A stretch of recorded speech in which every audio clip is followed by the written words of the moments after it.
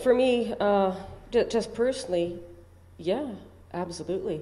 And I should say that what I was describing earlier, I mean, a lot of that was past work for me. Mm-hmm. I mean, I'm sort of been in more, not so directly involved with those earlier sort of things I was describing. Focusing on your own art practice. And other things in life.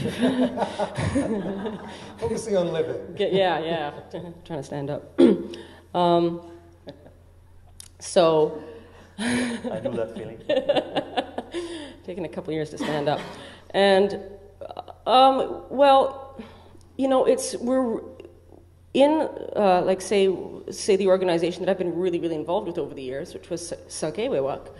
I mean, we've been around for 11 years. It's a nonprofit. It's been around for 11 years. You know, all First Nations run artists, and we have a festival, an annual festival. It's coming up its 10th year now, but in our presence in our community, I mean, we're always engaging and interacting, you know, with you know, the broader community and other artist-run centers and organizations, and co-presenting and co-producing with other, you know, artists and you know, and nonprofits, and so there's constant, you know, working together with you know, not just Indigenous people, for sure. Yeah, I guess. And that's significant, you know, and that's something sometimes people will say, well, I thought you just work with each other, or I thought you just, you know, it's about, a lot of it's just about, you know, voice and power and position, who's you know, making decisions, and what's truly collaboration,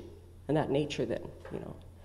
Yeah, I was also thinking in terms of, you know, you had mentioned, Saskatchewan's a place that people thought you just drive through it to get to the other end of the country kind of thing. So that sense of maybe feeling isolated as a community, or that, you know, that wanting to be connected. Oh, no, it's a wonderful thing. It's a good thing, and it's kind of a bit of a joke, really, you know. I mean, people do go there. In some ways, it's like the Bermuda Triangle. The ones that do show up, they like it and they stay, so. You always want to come back, so. Yeah, and so for sure, it's both, there's always been that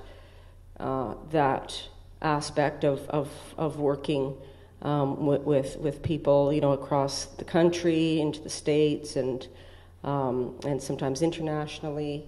But it's just that we really were investing a lot more of our time, though, into our own communities, because nobody else was doing that anyway, even though they were getting public funding to do so, supposedly, right? So.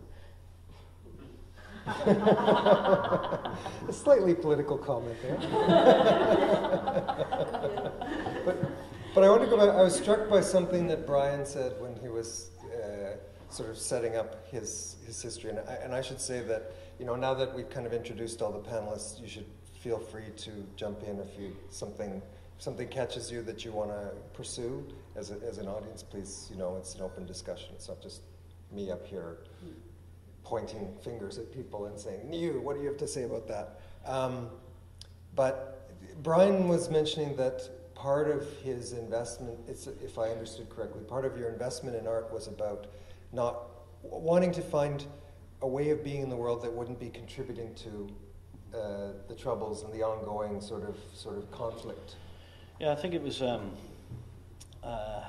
don't know, a personal view or a family view, personal view experience, just not wanting to be partisan, I suppose, or drawn to one particular point of view. And that really informed a lot of the work that I did in the 80s and early 90s. The idea of opposition, or, you know, I've actually used optics, as some of you have experienced, and that has come out of that idea of having 2 points of view, and that it's possible to combine the two views of something in one's mind. So that kind of thinking has always been in the background in some of the work. But I think just having come through it and looked at it and just seeing how negative and damaging opposition, political opposition of that nature was in our location. To this day, there's still that legacy. A little change, but there's still people who are wanting to drag it back. two almost no-win positions at this stage. And I didn't want to be part of one side or that or the other, and a lot of people maybe didn't have choices, you know, they maybe in their community they had to either take a particular standpoint or leave, you know. And I was lucky, I think, in that sense that I was living in the country and beyond that. But when I was talking to a few other artists just about the different possibilities of the political vacuum that occurs, or a political kind of narrowing of space from which you can operate in.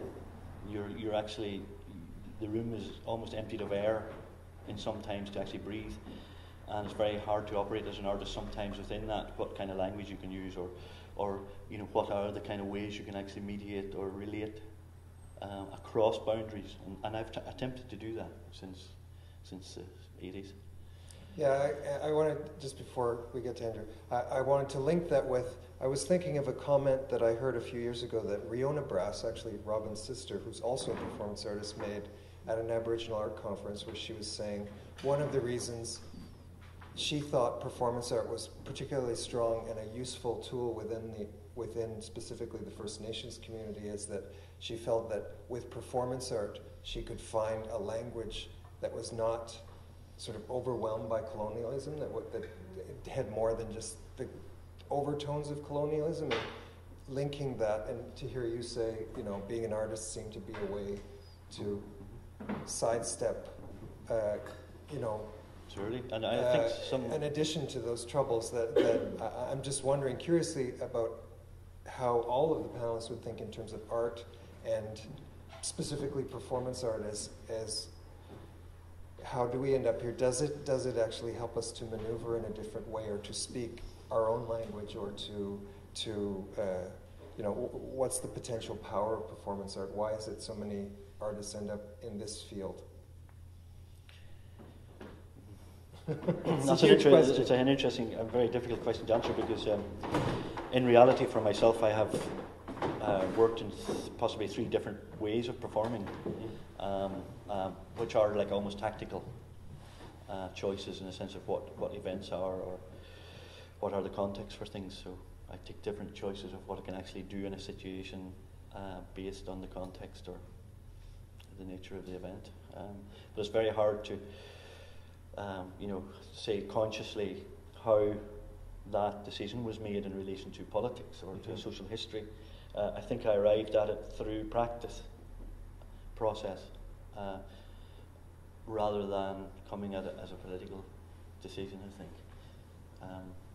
And maybe just using then that tool in time, understanding it more as having potential voice or voices to say, hopefully, some political things, or my views of politics. Anyway. I have a question. I'm curious to know whether and how you know whether the audience sees your work as in between, what you described, between your 2 different opposing forces. It depends which works that would occur.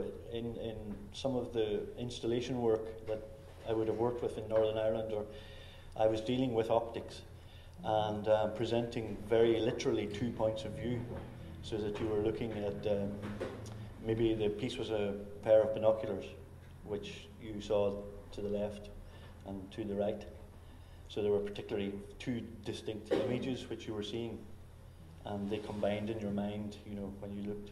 So in some ways I was literally dealing with the opposition as a way of, as a metaphor, to try and bring that into the mind as a possibility to see together.